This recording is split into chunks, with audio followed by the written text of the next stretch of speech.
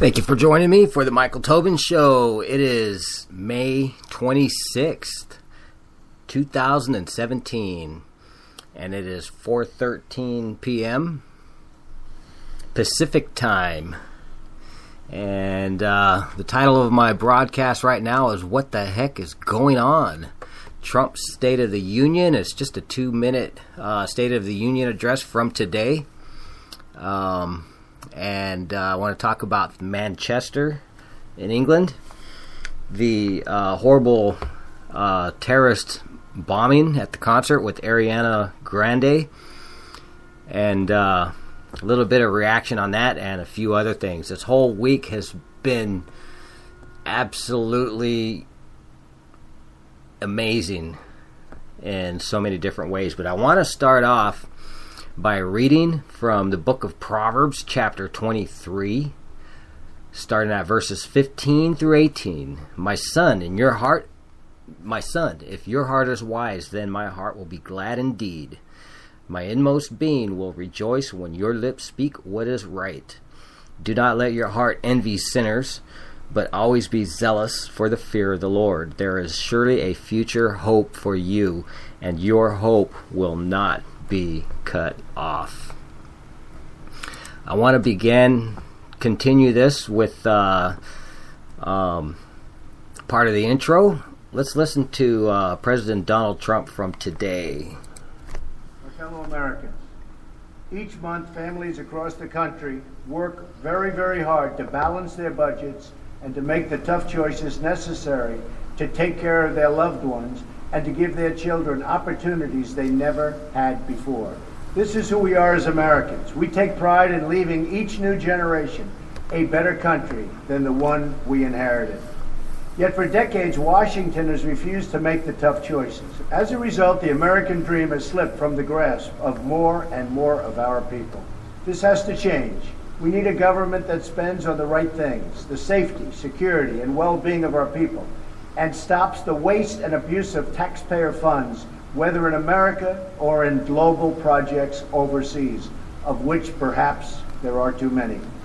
My administration is laying a new foundation to build a future of economic prosperity and achieve American greatness. The budget we are proposing will reverse economic stagnation and open the path to millions of new jobs for American workers.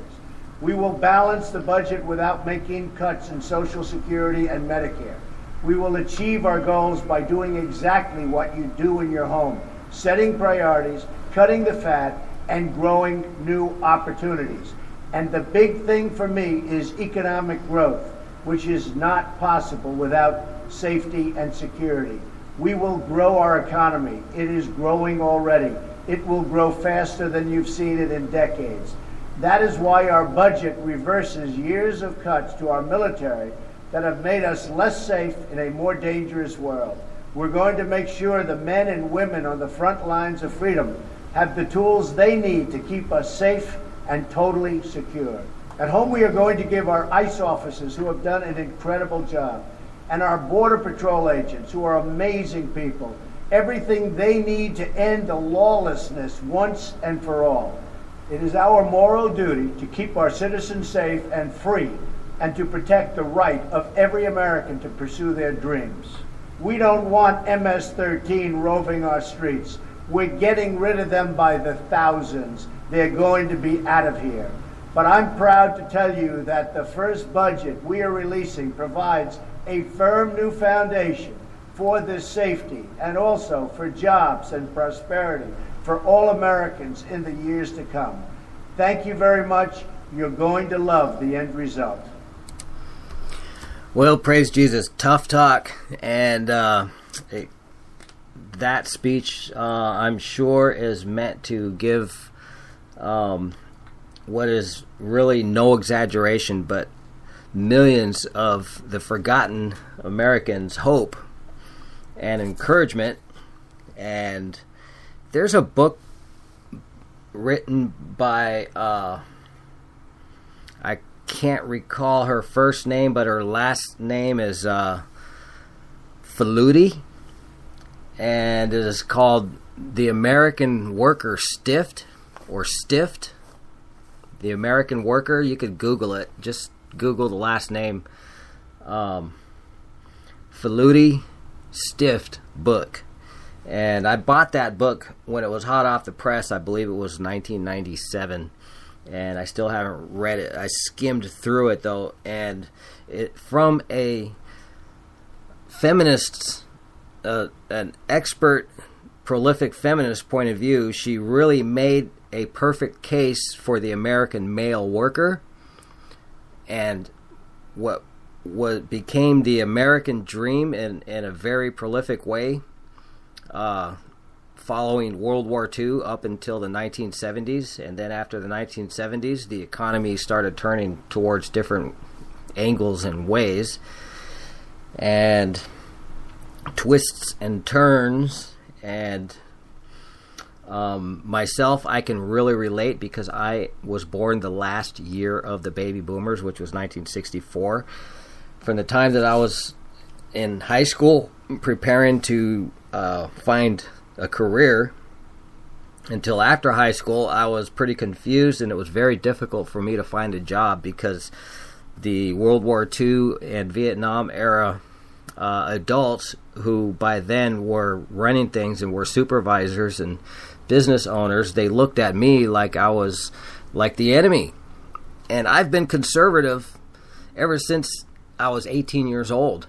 I wanted to work for a living and everything. I have all the great qualities, stick-to-itivity, persistence, tenacity, and I've done nothing but work my butt off my whole life. I'm 53 years old, and it's been like that all my life. I can't go anywhere. It's not because I'm not clean cut, but when I was clean cut and when I was not clean cut, so-called, it doesn't matter. I could be well dressed and everything, but there's this judgmental attitude that right now it is really at its peak and its worst that I have ever seen.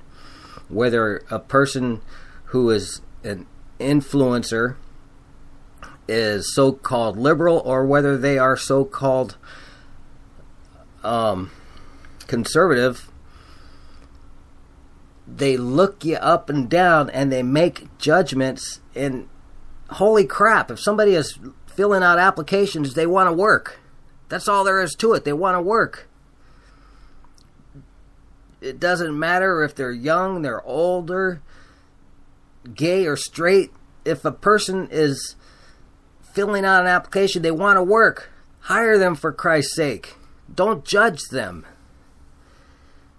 So, and I'm a conservative, so I'm telling you people, whatever one or two or three people who is ever going to listen to this broadcast, you guys need to get your act together and quit judging people. Let's get along together, all right? So how did I get off on that tangent anyways? I don't know. But the American Dream, Susan Faludi, that's her name. She wrote this book, and it is an awesome book. I recommend reading it. And by the way, I wrote a book too last year. It's called Making America Righteous Again. The acronym is MARA, and it's a biblical word. It's mentioned twice with Naomi in the Bible. She says, "Call me Mara because the Lord has dealt bitterly with me." And then Moses and the Hebrews came across a body of water, and the water was bitter, and Moses named it Mara for bitter water, because they couldn't drink it. So those are the only two instances. So making America righteous again, from bitterness to a delight. Mara means bitter, and then Naomi's name means a delight. And of course, she didn't change her name. She kept her name, Naomi. And so we need to go from bitterness that we are experiencing right now to a delight. And I show you in each and every chapter everything that I just happened to have been a part of. 14 chapters, how against all of the amazing odds, statistics would show that I would either be in prison or dead from various reasons because of my broken family background. And I did not go that direction. I just went in the direction of just trying to make a living and trying to do right. So my book, check it out. It's on Amazon. Look up Making America Righteous Again, or look up my name, Michael D. Tobin. So check that book out. You would be blessed, and it would help me out to further my pursuit of being full-time broadcasting and disaster response as a Billy Graham Rapid Response Team chaplain. And I believe I mentioned Manchester at the beginning of this broadcast. I would love to go to Manchester. I'm working part-time, and I'm sure I could find time to go on a humanitarian trip, my work would call it. I work with the Home Depot, and they're a very giving company. They give back to the community in so many ways. And but I can still work part-time, and I'm looking for full-time. If full-time position comes up, I have to take it, and I'm really struggling and facing a lot of discouragement, and it's like a dark cloud comes over me sometimes. It's just horrible because I'm trying so hard, and it really is agonizing, and a lot of people in the United States are going through the agony, and that's what these few verses I read from Proverbs 23 relates to, and even the message that Donald Trump just gave today. It's hopefully, I know that he really is serious about making America greater than it has ever been. And don't split hairs, compare apples with oranges on the term making America great again. It is what it is. So, the Manchester terrorist attack from a homegrown terrorist who was born there from immigrants or refugees, just like what happened in San Bernardino in California. 20-something-year-old guy had a great job, and his parents were refugees from the Middle East. This stuff has got to stop, and I believe it will. And I do not agree. I have no idea how somebody could get on national television and say that this is just something that we're going to have to get used to. No, it's not something that we're going to have to get used to. This is new. This is new stuff, and there's no reason to get used to something like this.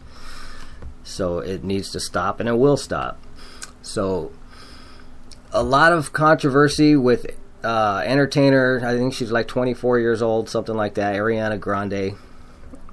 She licked a donut in a real crude manner, of course, you know.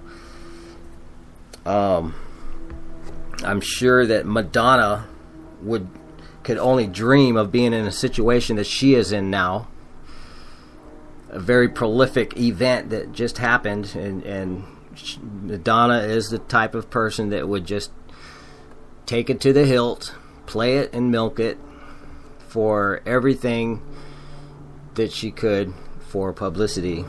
And at 24 years old, Ariana Grande, she didn't know what to do. I'm not taking her side or taking a side against her. She immediately went home, and a lot of people were upset about that. She should have stayed, went to the hospital and all this stuff. But when you think about it, she is responsible for her whole crew, her whole entourage. She got everybody home.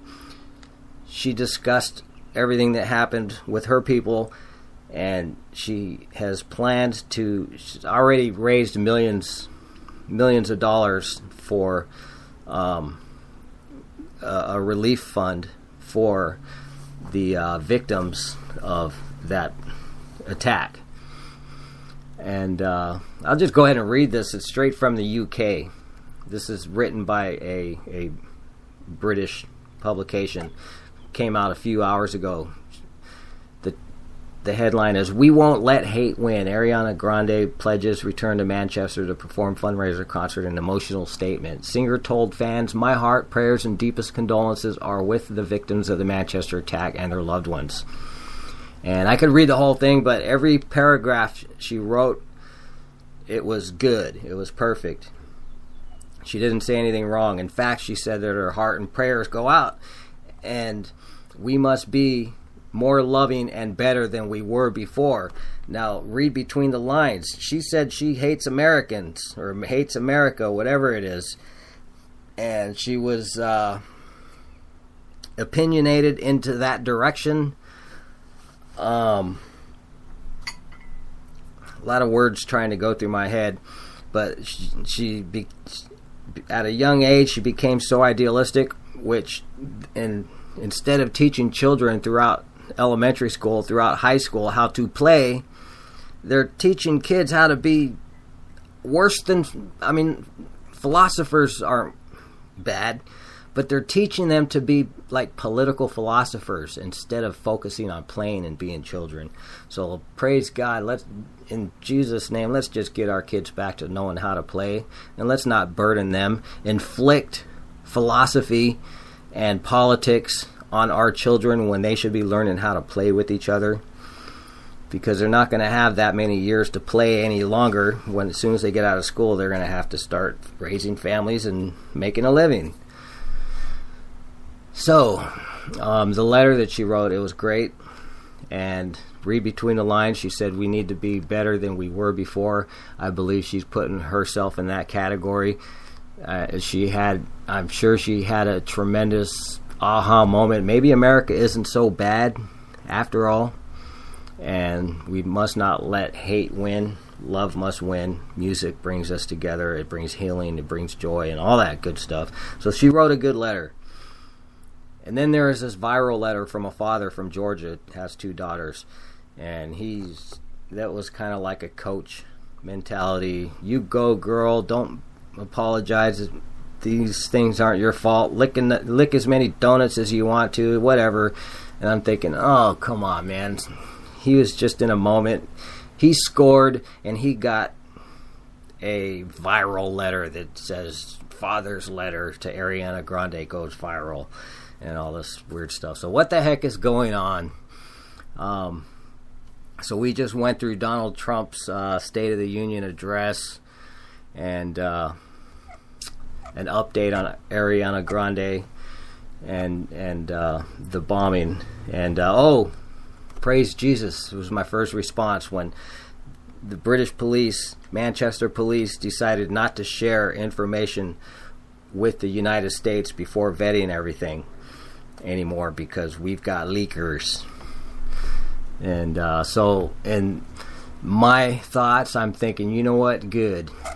So let's get back to more of what the heck has been going on. Hillary Clinton had another coughing fit today. She gave a speech at Wellesley College, and everybody was cheering her on and in support and sympathy, no doubt, because she couldn't talk without coughing.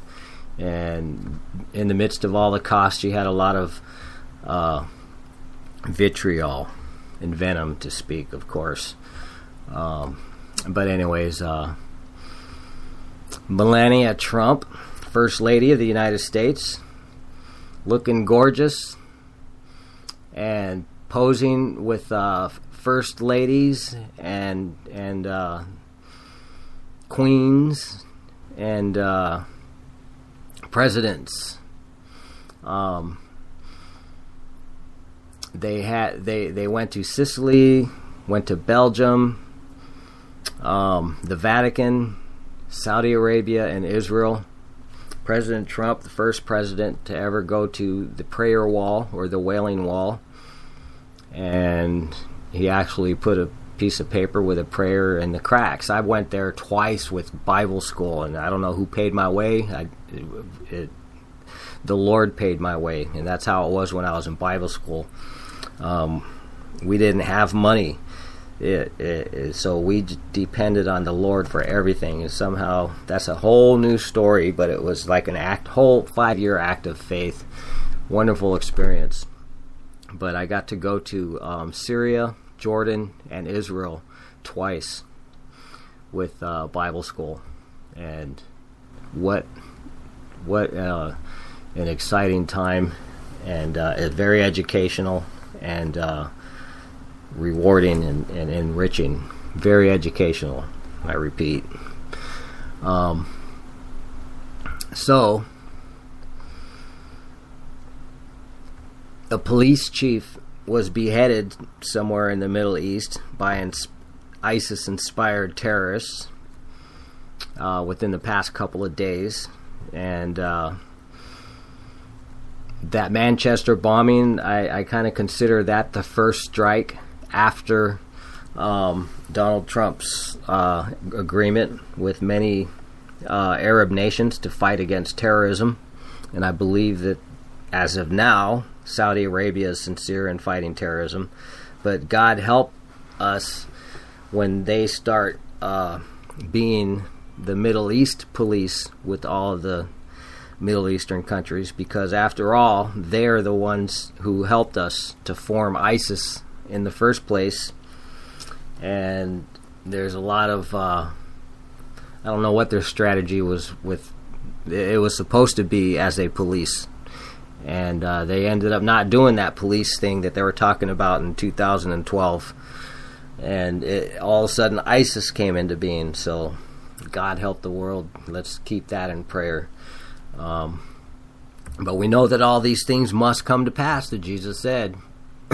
But where there's much wickedness, grace abounds much more, and that is hopeful. Sean Hannity, they're trying to get rid of him. Advertisers pulling out. I think the company is cars.com or something like that. A few advertisers pulling out of that. He didn't do anything wrong except for do an article. He pressed forward with a news article about a DNC, American Democratic National Convention member who left the Democrat member organization and ended up being killed. A lot of suspicious thoughts behind that also, and which I'm sure you are mostly aware. What else? Israel could cut off Gaza's electricity. An IDF official warns that Gaza's electricity supply could be cut off since it won't pay its electricity debt. And of course, they depend on money from us, from Europe, and from many other countries. So for what? So they can smuggle in missiles and lob them into Israel proper? I don't know what you call that Palestinian area, but it's like a rat's nest inside of the country of Israel. So we'll see what becomes of that between world politics and biblical prophecy. ISIS is talking about their slave market, and that's a horrible story in itself. A farmer faces a $2.8 million fine after plowing his field in Tehama County. I haven't even had time to read all this stuff, but I'm thinking that that's I know I've heard of Tulare County, but never heard of Tulama County. So a farmer faces trial in federal court this summer and a $2.8 million fine for failing to get a permit to plow his field and plant wheat in Tehama County. A lawyer for Duarte Nursery said the case is important because it could set a precedent requiring other farmers to obtain costly, time-consuming permits just to plow their fields. The case is the first. See, this is the overreach of the government. We need permission to do everything, and it takes time to get the permission, and it takes money to get the permission. So, hey, it's like our military finally got permission to go ahead and shoot to kill ISIS without getting permission. It's the same thing. We need to take care of our land. This stuff gets brown, and then it catches on fire. It's just ridiculous. And I heard a couple of promises before Donald Trump became president that he's going to look into the Department of Forestry and the Bureau of Land Management and all that other stuff. So more of what's going on. Federal appeals court blocks Trump. Moments later, Attorney General Sessions drops some info. And I don't even want to get into that because every time I open these news articles, it says some kind of thing that somebody said, but it just goes on to the list of, well, what's being done about it, what's really being done about it. There's always something somebody says what needs to be done, but now there's a 10-mile long list of things that have been said that needs to be done that hasn't been done yet. And we have a majority so-called conservative Congress and Senate right now. What's being done, we'll see. We've heard a lot of talk, and when talk does not start getting backed up more and more and more, then that's more and more and more that talk becomes cheap. So let's pray that talk is not cheap, that millions of Americans start finding careers and getting back into their careers.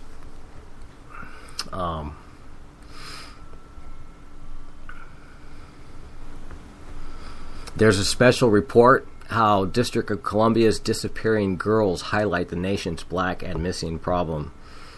There's an epidemic in Washington, D.C. with girls being kidnapped. And there are so many churches and charitable organizations that are battling child pornography and the human slave market, they call it.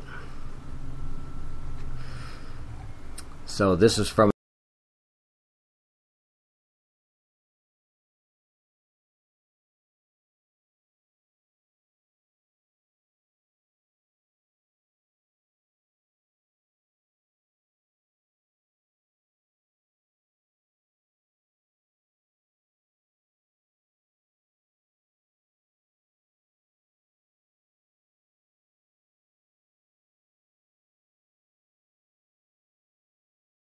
is more grueling of a schedule than a set schedule that is full-time. So thank you very much for joining me.